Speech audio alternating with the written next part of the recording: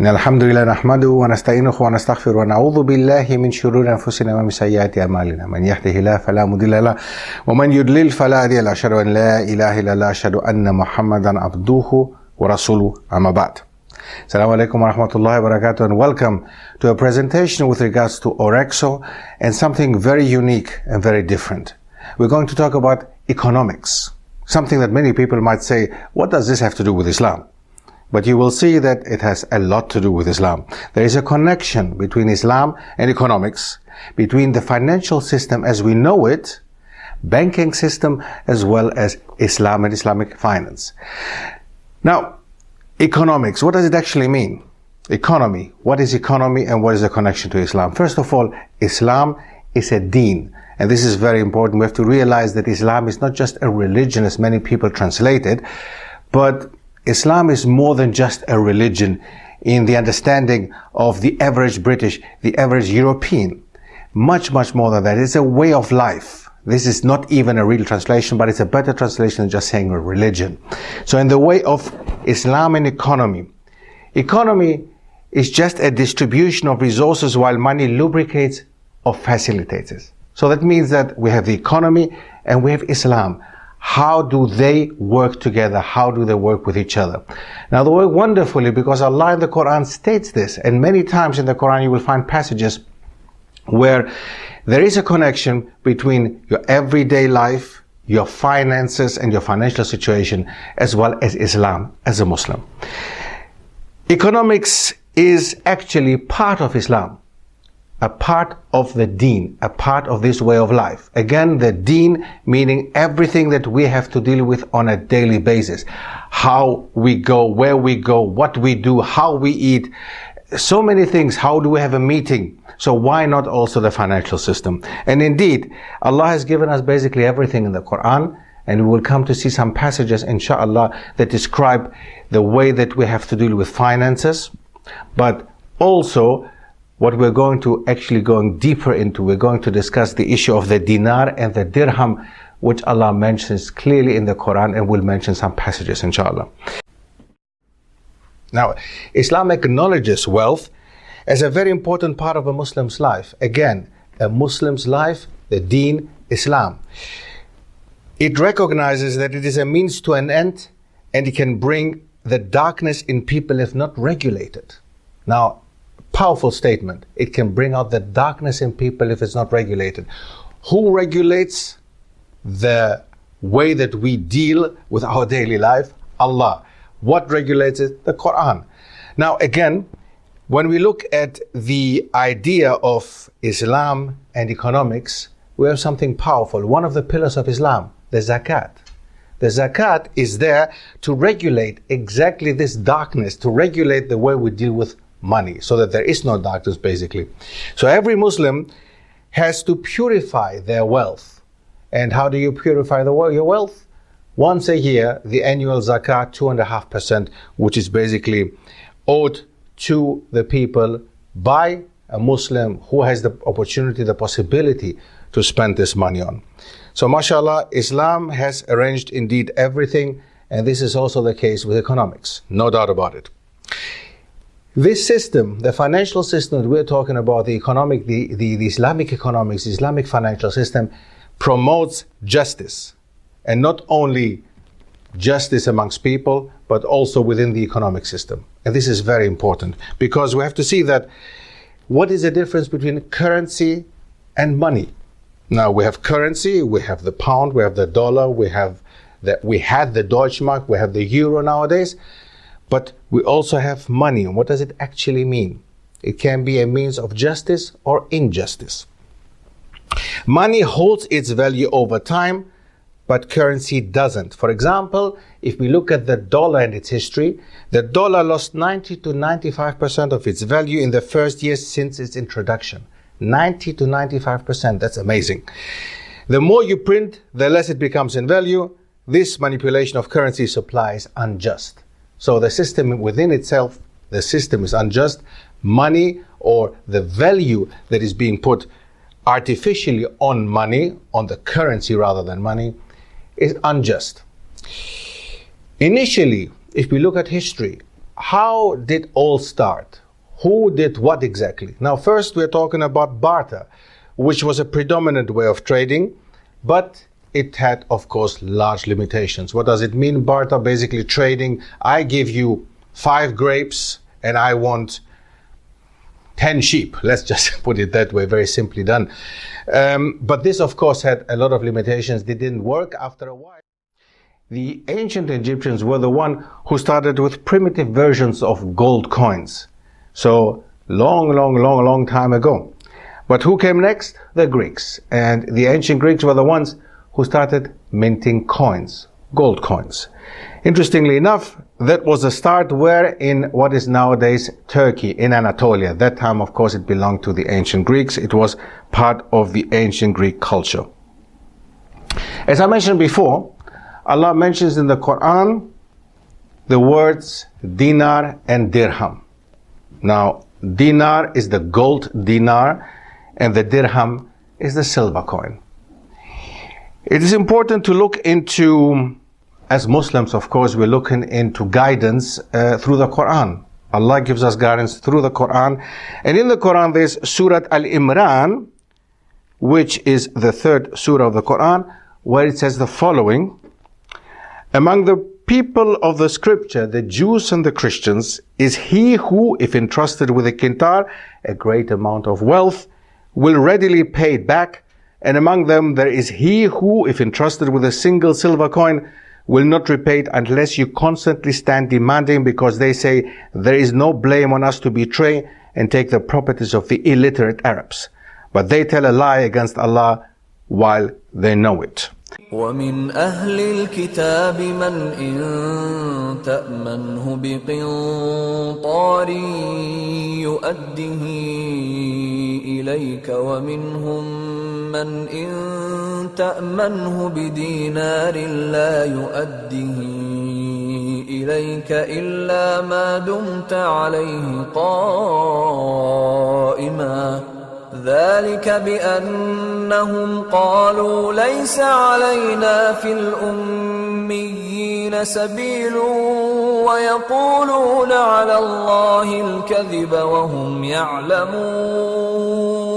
Now, interestingly enough, in the Arabic text it says bi dinar, and the translation in that case is the silver coin, but this is not entirely correct, and it's very important for you just to mention that actually, that don't rely on translations. The dinar is the gold coin and not the silver coin, as it says wrongly in the translation. But this is a Quran that is going around, so it's important. That's why the translations are very important to be paid attention to. In Surah 12, Surah Yusuf, there is another indication with regards to the word dirham, this time the silver coin. And Allah says in the Quran, and they sold him for a low price, for a few dirhams. And they were of those who regarded him insignificant. وشروه بثمن بخس دراهم معدودة وكانوا فيه من الزاهدين. So the one passage mentions the dinar, which is the gold coin, wrongly translated, as I said before, and the other one mentions the dirham, which still in existence as a word dirham exists still in certain countries, like in the UAE. They have the currency which they call dirham, but it's obviously not the original dirham. We are not talking about a silver coin. We are talking about a currency which is used by the Arabs in certain Arab countries. Many people have looked into the problems that we have nowadays. I mean, history tells us a lot of things and gives us some solutions to our present problems, but also to our future problems. If you look at the monetary crisis that we had recently, and not only in the UK, but in the whole of Europe, you will hear people talking about we need to do something. Something needs to be done. We cannot be relying on our system, which actually is unjust. So something else has to come up. Now, we have come up with something very important.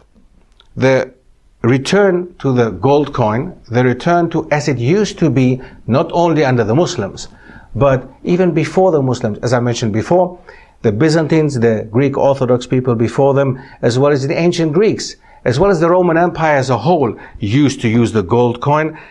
And importantly enough to see is that the standard of the gold coin at that time was 4.5 grams, the dinar of pure gold. So the dinar used to be 4.5 grams of pure gold, but that was just the case within the Roman Empire. Because of wear and tear, the gold dinar had lost its weight, so it used to be between 4 and 4.25, and it was still used in that way outside of the Roman Empire. So let's not get stuck on the issue of how much does it actually weigh and what is the purity of the gold. The reality is that during the time of Prophet Muhammad sallallahu alaihi wasallam, the Arabs used to use the gold coin with its weight of between 4 and 4.25 grams, whereas in the Roman Empire, it was 4.5 grams.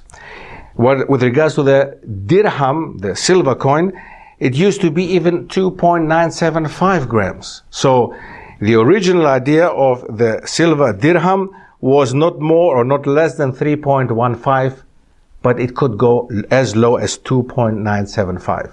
But it was still in use, again, outside of the Roman Empire, due to wear and tear. It was used so often, it was exchanged by people's hands from one side to the other, from one area, from one region of the world to another, obviously. And we know that gold in its pure form is quite unstable and can be very soft. So because of wear and tear, it will lose its weight. But again, we are not going to get stuck on something like that, because nowadays, the gold coin in itself or minting coins is not such an issue, because we will talk about it also inshallah when we go further.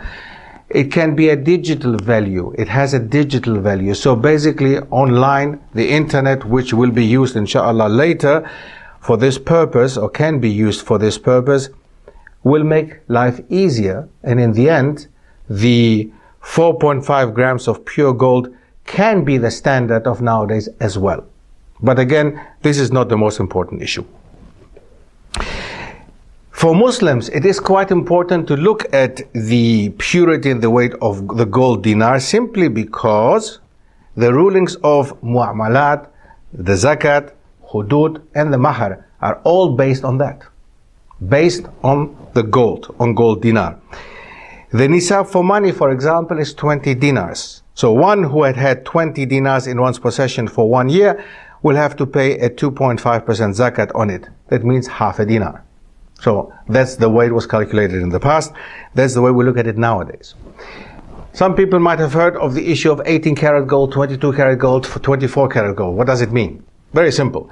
22 karat gold is nothing more and nothing less than 91.6% gold, pure gold, 91.6. Whereas 24 karat gold is nearly 100% gold, 99.99% gold, which means, of course, it's softer. So 22 karat, 24 karat, there is a difference, of course, in weight, and there's a difference also in the way it's being handled and dealt with. Again, in nowadays system, having it in a digital way, it doesn't make a big difference if it's now 22 or 24 karat, because everything will go according to the value of gold anyway. The gold dinar played the role of money in Islam. That's what we figured out already. It is important to see that certain big personalities such as Al-Ghazali and Ibn Khaldun rightly asserted that Allah created gold and silver as a measure of value. So, gold and silver are the standards by which the values of all things are measured.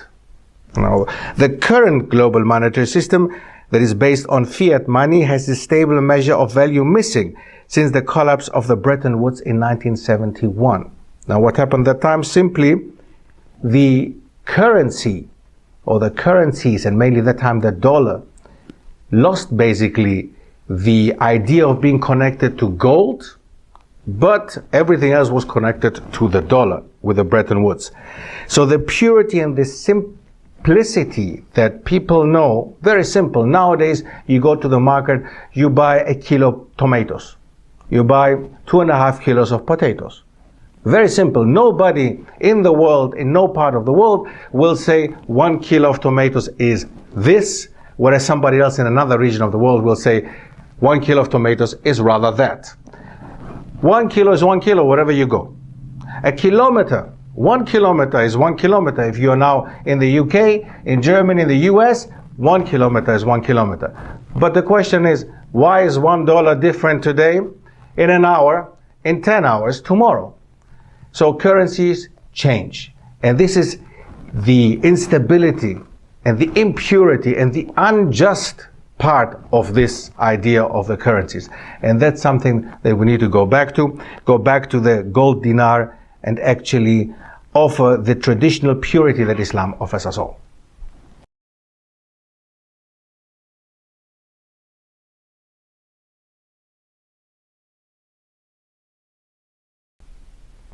As I mentioned before, the Roman Empire, East and West, they used to have the golden coin, the gold coins and the silver coins as well in the empire, and they were the ones using them all over. The empire was one of the biggest in the world.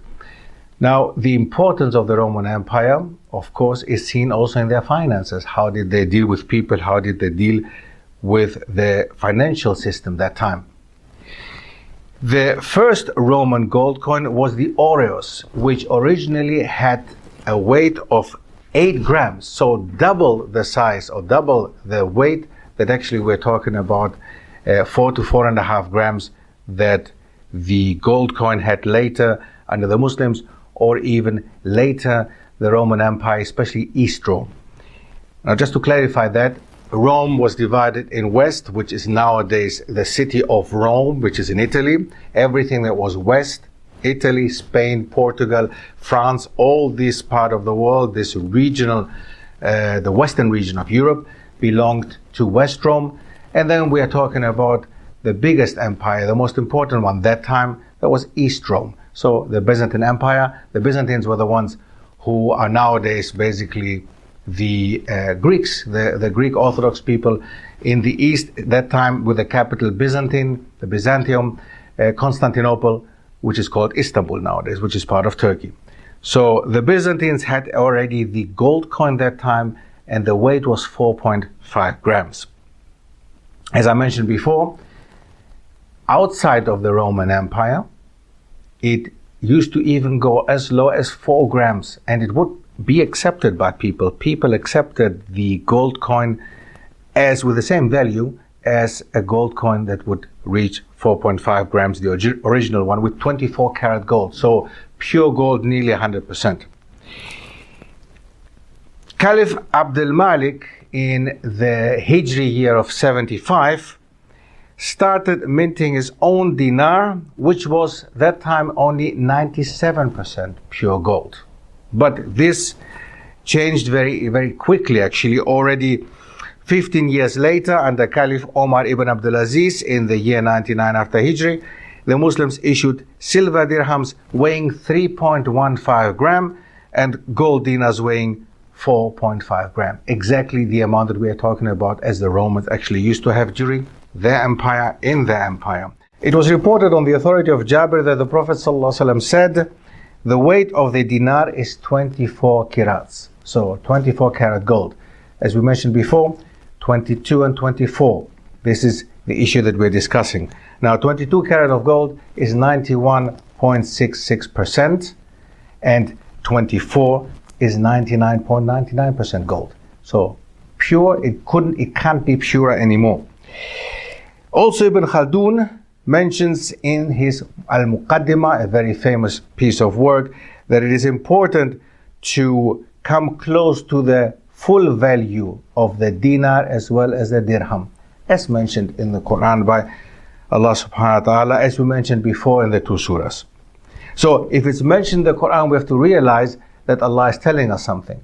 Allah is telling us this in the Quran, so it must be of importance, and indeed is of importance for our economic system, the way we deal with economy nowadays, the way the Muslims would deal in the past. The Islamic dinar is of pure gold, which equals 1 mithqal, or 24 kirats, or 72 grains of barley. That again equals to 4.5 grams in modern weight.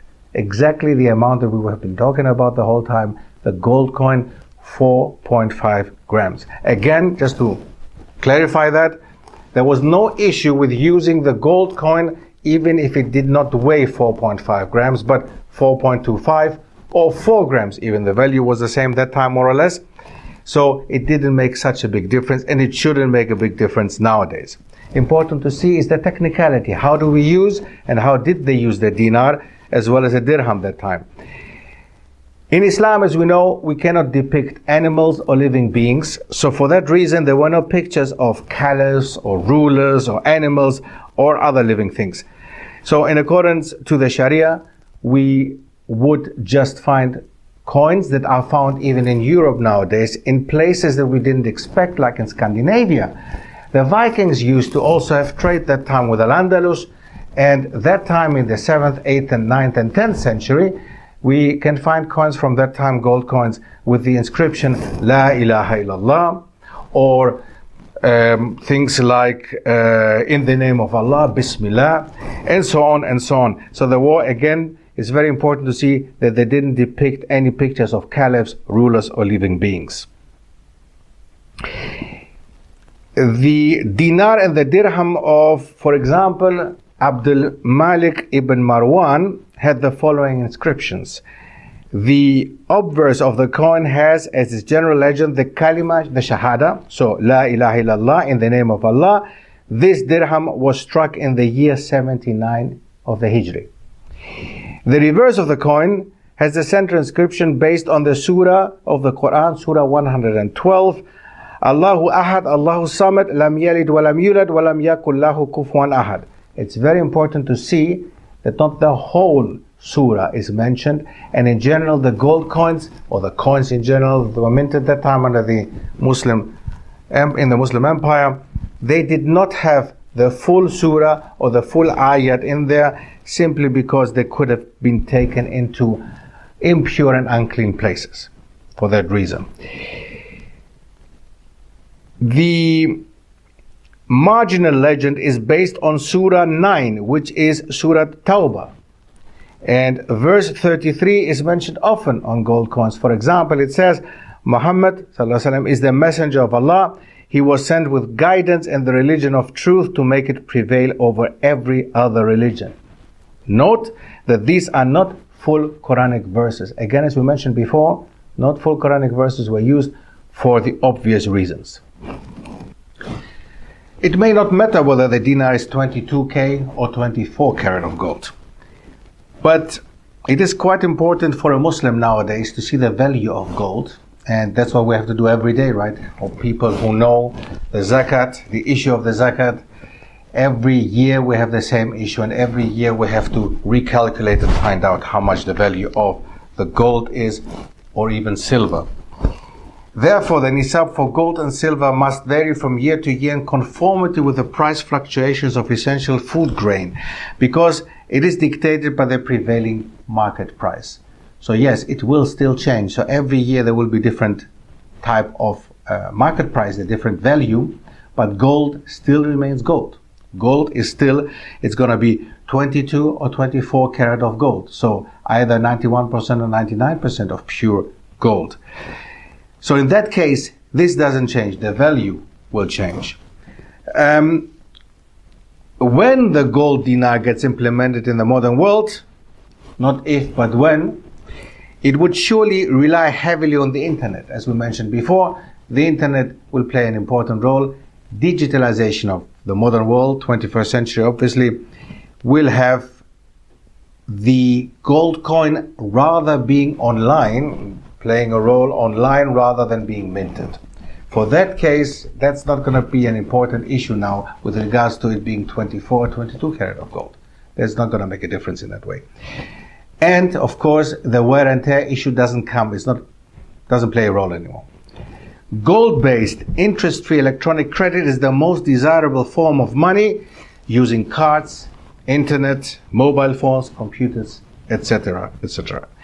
Here the gold dinar would predominantly play the role as a measure of value that involves only the recordings of credit transactions that are periodically net off. Such system is not akin to fractional reserve banking because this system does not create new money and does not involve the transfer of credits for payment purposes. So in that case, it can be done even using gold bars and not necessarily using gold dinar coins. So we're coming back to what aurexo actually does. We're investing into gold bars. As people, as Muslims, as non-Muslims alike, no problem at all, because there are many non-Muslims who have realized that the system is unfair, unjust. So nowadays, we are asking for a moral reform, for something that might change the system the way we're living and we know it. So if we're looking at using rather gold bars than gold coins, that's the way forward, inshallah, and will make life easier in many ways. It will purify and maybe stabilize also the way we look at money, currency, the way we look at actually the value of money rather than currency. Such electronic interest-free money is desirable because it fully takes advantage of the concept of money as a measure of value, as a means for keeping score. Hence, practically there will be no situations of shortage of money that can plunge an economy into recession and thereby give hoarders of money the advantage to charge interest on borrowings. Since the system does not create new money, it will not create inflation. Very simple. As we said at the beginning, the dollars are there, they are printed. The more you print, the more inflation, the higher the inflation, the more problems with the world economy. This is not the case with gold, and using now gold bars or using gold coins, that will not make such a big difference, as we said before. So seeing that Islam is a complete deen, going to the beginning as we mentioned, Islam is a complete deen, it's not a religion, it has no defects or shortcomings. For that reason, no human efforts are needed to perfect it, because it is already perfect. It's already perfect by Rasulullah Sallallahu Alaihi Wasallam. As Islam is pure, its measures of value must be pure too. So, pure makes it easier for standardization for all nations and people without ambiguity or risk, simply a pure reference point. As we mentioned before, the kilometers, the kilograms, everything that we deal with on a daily basis, why not also dealing with money, with the value of money, as it is simple and pure as everything else is. The standard for the dinar and the dirham are 4.5 or 3.15 grams of gold for the dinar and silver for the dirham.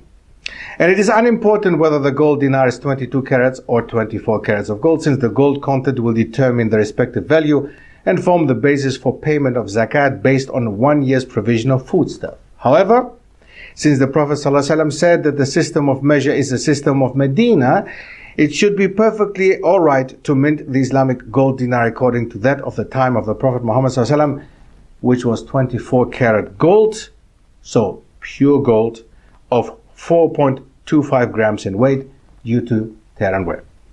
Also, since modern electronic payment systems are likely to be the way forward, the 24 karat fine gold should be the basis of a standard measure.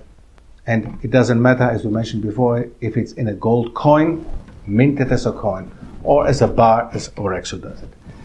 So I hope that it has enlightened us all a little bit with regards to the connection between Islam and an economic system, a financial system which is just, fair, and for the people. Inshallah, I hope that in the future we will be able to discuss this issue deeper and more clearly actually than we have maybe this time, but it gave us a little bit an idea of the history of the dinar and the dirham, of the importance that Allah is placing on these two elements that we can use in our Islamic system and our economic system, which will create justice and fairness for the Muslim world and for the world as a whole. Jazakumullahu khair. Assalamu alaikum wa rahmatullahi wa barakatuh. The Aurexo Gold Dinar Savings Plan. Growing up in life, the future becomes more and more important, like getting married, starting a family, sending your kids to college, even the possibility of flying to Mecca one day. These are all things you would like to save up for. But unfortunately, most banks work based on interest and speculation, and therefore not halal. You could invest your money in real estate or in jewelry, but due to high production costs, you have a greater risk of loss as scrap gold dealers only pay the value for the raw material. So, what about gold bars? Investing in gold is halal and on average has a solid value. But hiding your gold under the pillow as an investment is also not really of this age. And what if you're in need of money immediately? Ta-da! The aurexo Gold Dinar Savings Plan. The Gold Dinar Savings Plan invests your money in gold without interest. Our agreements are certified by renowned Islamic scholars and financial lawyers, making sure you can invest halal in your future with a clear conscience. Every month, you set aside a fixed amount. We invest this amount in gold and store it safely for you. When the prices go up, we buy less. When they go down, we buy more. This way, you benefit from something called the cost average effect, therefore enjoying a solid investment. Plus, as we not only buy gold for you, but also for other customers, we obtain the best rates. Your online account will give you round-the-clock access to your gold deposit and an overview of your finances. It's that simple. Yay! Request your own Gold Dinar savings plan or consultation on www.aurexo.co.uk.